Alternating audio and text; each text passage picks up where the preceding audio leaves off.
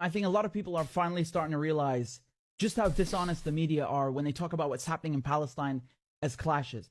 If these were videos from Ukraine, if they showed Russian soldiers abusing Ukrainians, it would be front page news. You would have no problem looking at that and calling that violence. But because it's happening to Palestinians, oh, now it's a clash. Oh, it's both sides.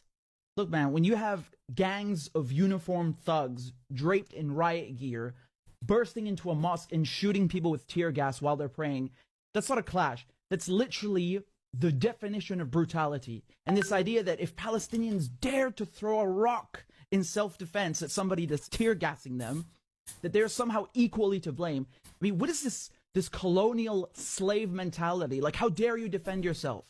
Accept your oppression, you Arab terrorist.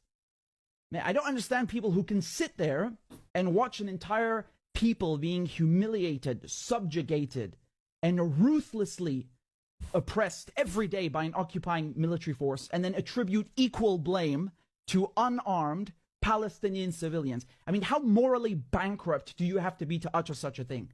Huh? To say that Palestinians living under Israeli occupation are just as guilty as the people colonizing them. And then they sell you this idea, this fairy tale that Israel's a democracy, while they're openly beating journalists, beating medics, beating worshippers, beating women. Where are all the Western feminists? You want to talk about women's rights, but when Palestinian women are being beaten in the street, suddenly you have nothing to say? Look at this Israeli thug swiping his baton on this poor Palestinian woman, breaking her arm for no reason. Where are the champions of women's rights? Where is the outrage in the West? I guess it's her fault for not being born Ukrainian. Maybe if she was Ukrainian instead of Palestinian and Muslim, then people would care.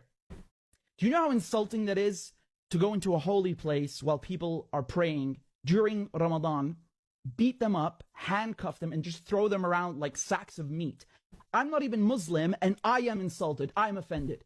And I shudder to think what would happen if Palestinians went into a synagogue and started firing tear gas at people while they're praying. The reaction around the world would be nuclear, and rightfully so. So where's the outrage here?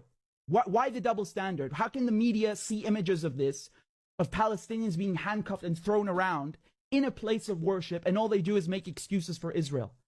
You know, that building, the Aqsa Mosque, has been there for over 1,000 years.